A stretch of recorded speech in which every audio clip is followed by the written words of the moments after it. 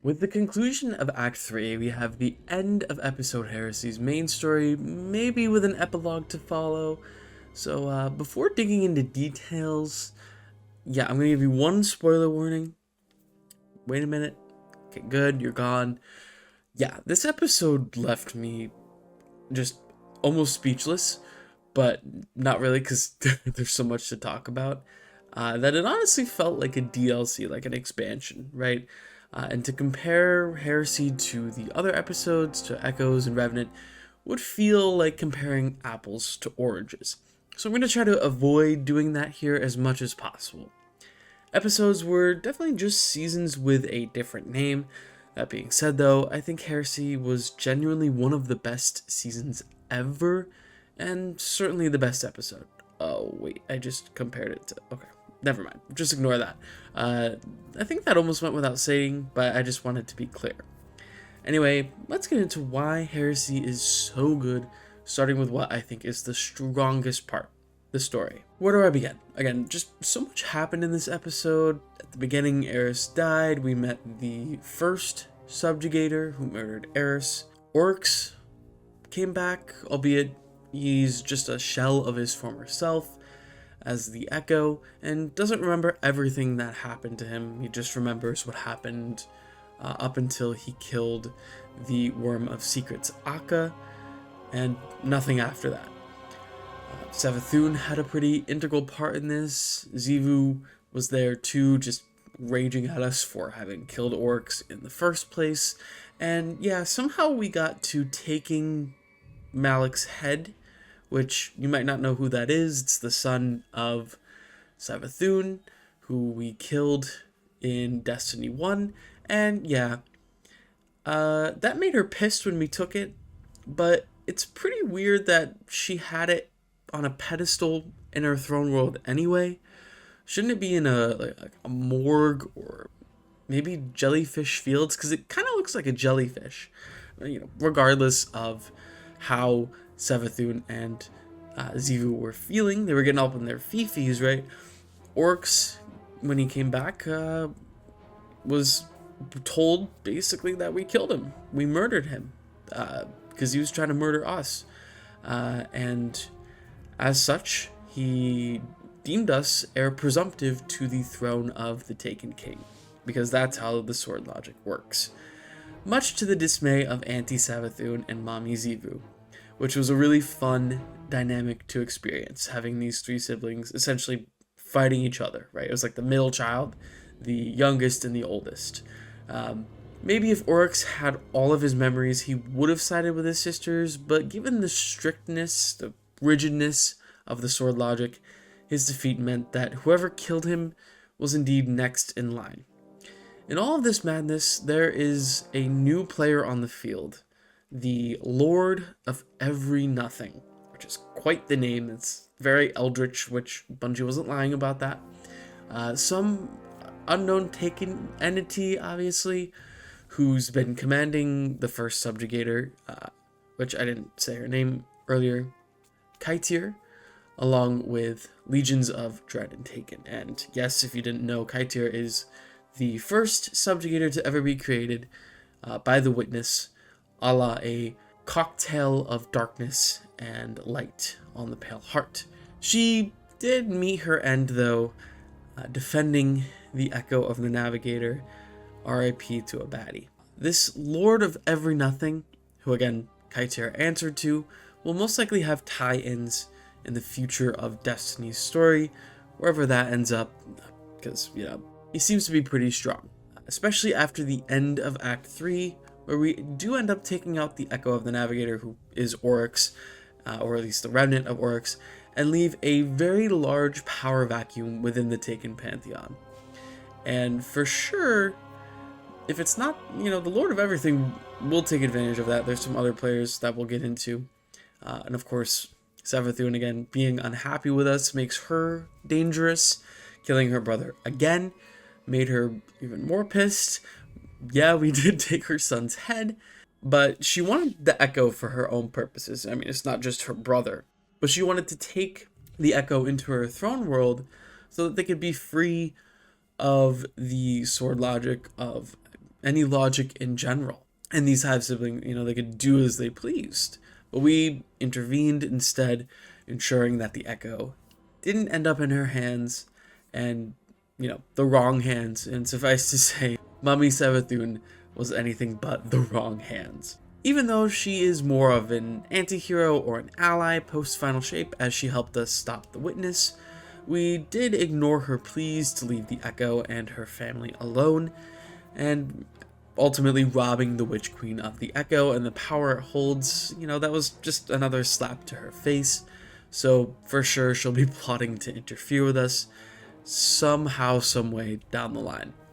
Xivu, who worked in a different way but along the same goals as her sister, wasn't seen too much in the finale. She was definitely a huge part of this season though.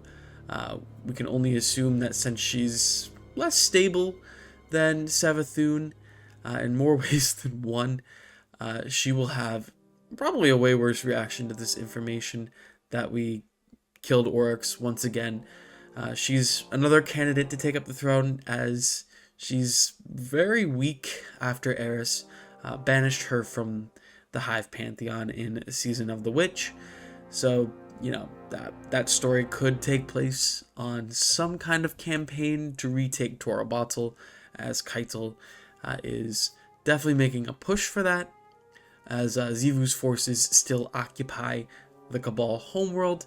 If you want a little tidbit on that, there is some lore on it in the new Hunter seasonal cloak from the Battle Pass, so there's some cool stuff there if you want to go check that out.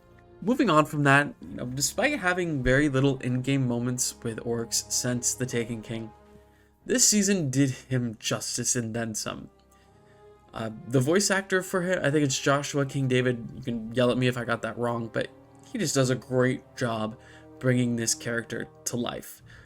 Aside from that, it's super clear that something changed the Navigator between when he first claimed the mantle of Taken King, shortly after killing Akka, which happened on Fundament some time ago. It was a very long time ago.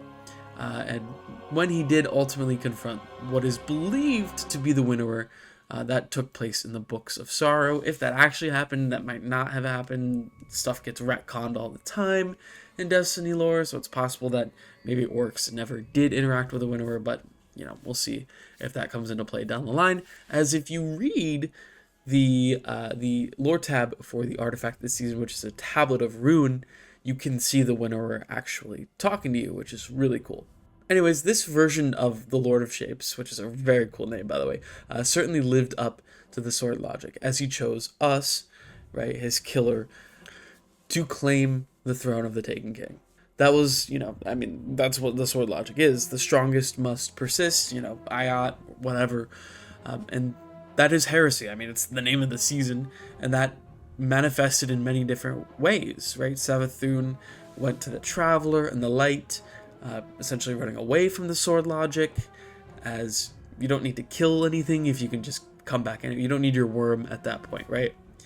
Which she did get excised from her worm. Xivu getting cast out from her throne, essentially, and Eris, for instead of killing Xivu and taking her place, she just banished her. You're not supposed to do that. That's not how the sword logic works. So a lot of heresy, right? And that ties in with Oryx choosing us, an outsider, to be the Taken King. Another thing as a result of the introduction of the Lord of Every Nothing is that we have some mystery back in the story. This entity is completely unknown, right? We knew who Oryx was right away back in the day, and now we just don't know. Most people who are privy to the lore have a good idea of, who the Hive players are, and not in this case. That's exactly what narratively the game needs right now. It needs new characters, new beats, and as much as it is fun polishing up these old storylines, it's time to move on to the next saga and hopefully do a bit better of a job at the beginning of that saga. Because the beginning of the Light and Dark saga, vanilla D1, wasn't great. And if they did do maybe a slightly... okay, let's just say it. They didn't do a great job in Taken King giving Oryx dialogue. If they did more of that, maybe they wouldn't have to touch up so much here. But regardless of that, these moments are so great. Eris is so sassy towards him and tells him to shut up multiple times because he's just yapping when, he's kind of like a grandpa who doesn't know what's going on because he's, again, lost part of his memory, right? Which makes Eris seem a little rude, I'll admit. But yeah, Eris obviously knows a lot more about the Hive and the Taken than Oryx, maybe at this moment, which is really cool to see, and she lets him know. There's also some great moments with Savathun and Eris, when we're snatching Malik's head, and Savathun says, you've crossed the line this time. Eris replies with, this time, very, very sassafras, if I may say. These are S-tier interactions that elevate the story in every way and make it fun without taking away from the peril of the situation. Drifter has some good moments, some bad moments in this story, most of them with Sloane, who is a bit of an unspoken MVP this season, at least from a story perspective. She reeled Drifter back into reality with a punch to the face to ensure that he didn't leave after the death of Eris, whom he loved dearly and called Moonlight, and they had this whole thing, and Drifter's a bottom, okay, we know it. She also taught, she being Sloane, taught our Guardian everything we know about Taken powers. All that while not giving in to the deep is pretty impressive, and obviously the Lord of Everything was trying to take her to his side as well. Sloane has the will of an Iron Lord and then some. And before I get to mention it, there's a lot of stuff that goes on behind the scenes, so to speak, in the lore books. I'm going to reference the Heresy and Truth. So if you haven't read that or watched a video of someone reading it, definitely go do that. I don't want to spoil what happens in those. Some of them just came out recently. So yeah, all I'll say is someone was starving for something. Anyway, I'm glad they gave Oryx the send-off he deserves. A lot of people thought Oryx was being brought back as a matter of desperation for the game, and that might be a little true, but regardless of that, it was so well done that I couldn't care less. With that, we know very little about what the story will be like in Frontiers, but if you've been paying attention, the Nine are likely to be involved in some way. I might talk about it more in a later video. Just, a lot of cool stuff that is set up here for future conflicts with the remaining Hive gods. And I don't know about you, it'll be so nice once the saga after negotiations are completed and we can have a satisfying ending to Xivu's story.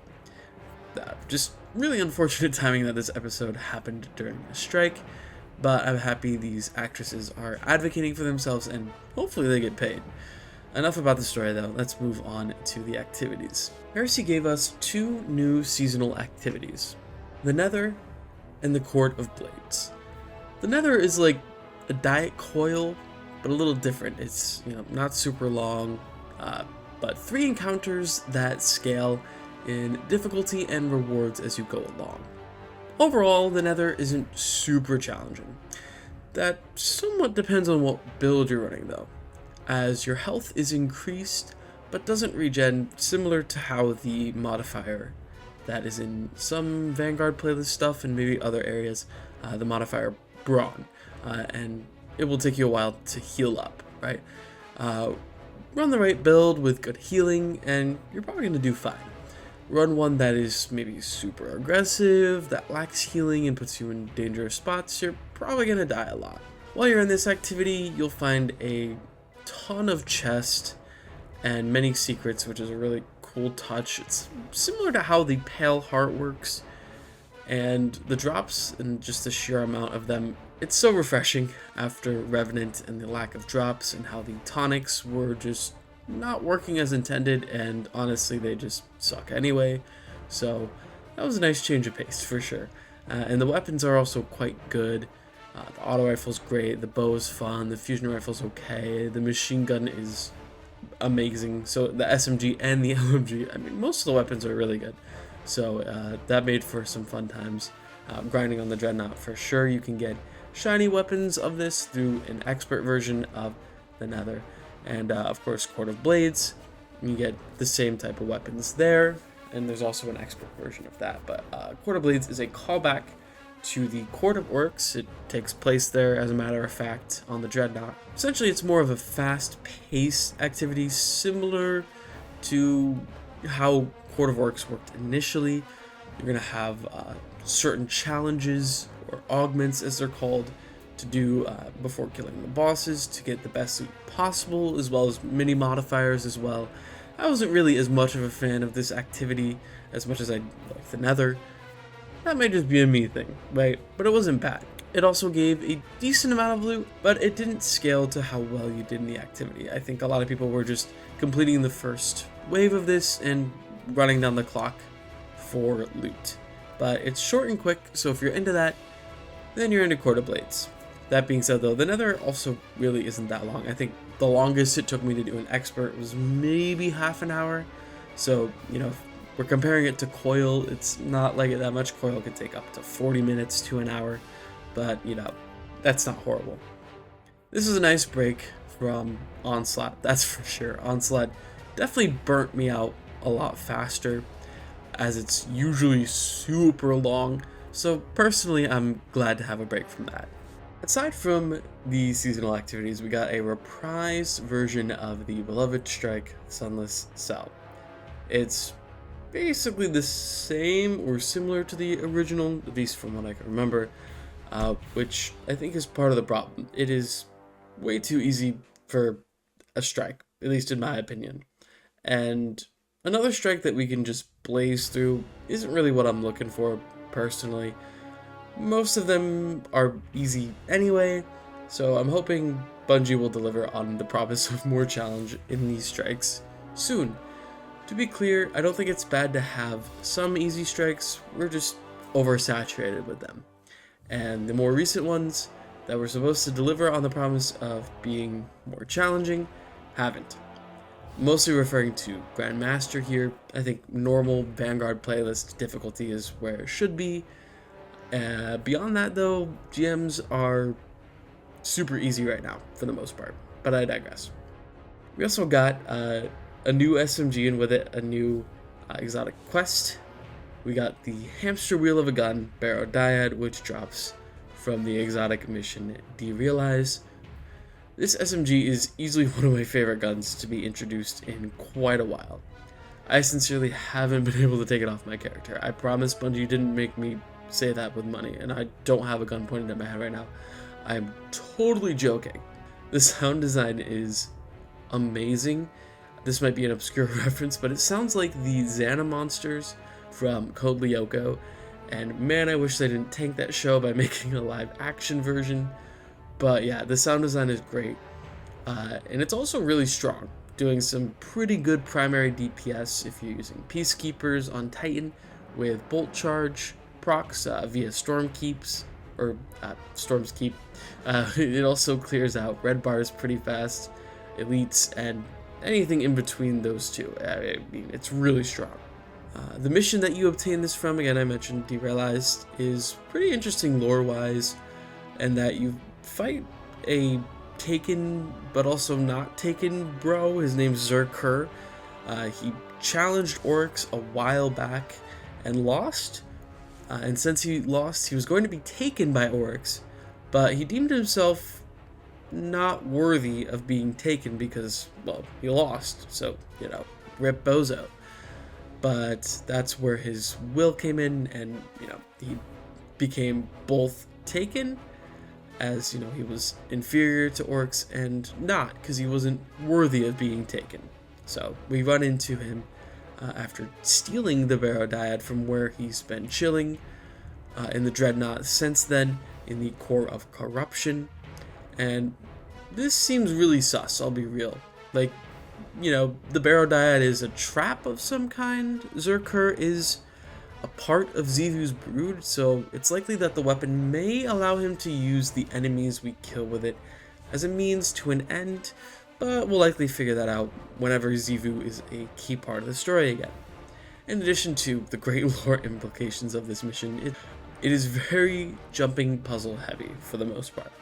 It's not too long though, it's not too short, and we get a nice change of pace overall, as we didn't have to complete this mission multiple times to get all of the catalysts.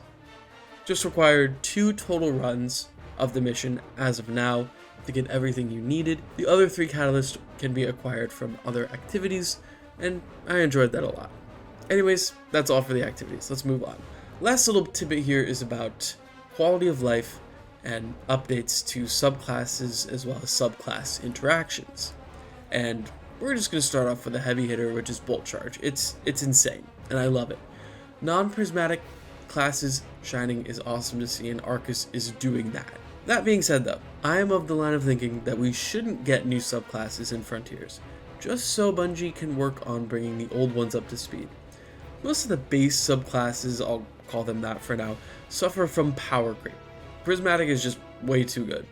So not using it isn't necessarily throwing, but it is like walking to work as opposed to taking the bullet train. Same result, you'll get there eventually, right? But it'll take longer and more work if you're walking. But if you take the bullet train, you can just turn your brain off, right? To clarify, walking is using base subclasses and prismatic is the bullet train. So, using base subclasses can be more rewarding and challenging in that sense. More work and more payoff if you complete that work. But prismatic does everything that a base subclass can do for the most part, simply better.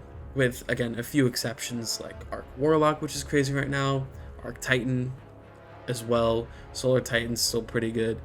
Hunters, comparatively, are suffering a bit. They do have Bolt Charge as well, it's just they didn't get a new aspect that's insane like Titan and Warlock did, but they still have some good utility with Void, and again, Ascension being updated so that it procs Marksman and Gambler's dodge is pretty amazing. There are some dodge-related mods, though, like Reaper, that don't proc quite yet on Ascension, so hopefully that will get changed in the future. Not to mention how insane pairing Ascension with Radiant Dance Machines is right now. It's super fun.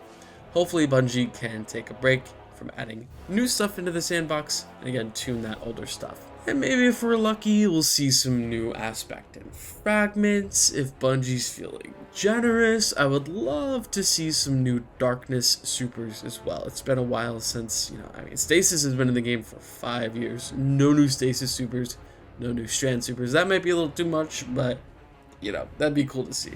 Maybe somewhere down the line, right? Anyway, to continue with the updates, destabilizing rounds are just insane now. They went from 4.5 seconds to 1.5 second cooldown, so it's just really, really solid. That's been fun to mess around with this season. These changes, in general, all of them, give me great hope for the future of the Destiny 2 sandbox. It's overpowered, like I said, but they can fix that by changing how enemies work in this game, which they're doing in Frontiers a little bit. So while I have to give Bungie their flowers, there's a lot of exotic weapons and armor that could use some love still, and subclasses as I mentioned. So while I'm gonna give Bungie their flowers because they deserve it for all this incredible stuff, there's still a bit more to go, and understandably so. This game has been around for 8 years, so the sheer amount of stuff in it is just insane. So I understand these changes won't come right away. In conclusion, this season was bonkers. It was great. The story was deep, emotional, and also fun. We still have Rite of the Nine though. I'm kind of leaving that out of here. I might do a review of the event in a different video because it's technically not part of the seasonal story, but we'll see. But yeah, the story again was one of the best stories I've experienced in Destiny. Again, fun and emotional, which is what these stories usually have to offer at their height. This story felt like an expansion's worth of lore and character development. It was, again, that much. One might even say this episode story was better than some expansions, right? The bar is low for about half of them, so I don't think that's too far-fetched. Since this story was just flat out great, it has rekindled my love for the game and its deep lore. Something that at times is underappreciated and underutilized in this game. As for the activities, they were pretty fun, again carried by the interactions in the story, really good loot, and again, the freshness of how the Nether works and makes you think differently about how you approach your health is something that I hope Bungie builds on in the future. The addition of Bolt Charge completely rocked the sandbox, and it's great. It might get hit with a nerf, but after this season, it'll be harder to accumulate, as the artifact did carry it a little bit, so we'll see about that. A nerf might not be needed. Hopefully Bungie will be gracious. Destabilizing is back, and it feels so good, and I just can't wait to see what perks and exotics Bungie revitalizes in Frontiers. Not to mention that if the story is half as good as Heresy's, I will not be able to put the game down. Anyway, that's it for the review. If you enjoyed the video, leave a like, and maybe consider subscribing if you want to see more content like this. But yeah, see ya.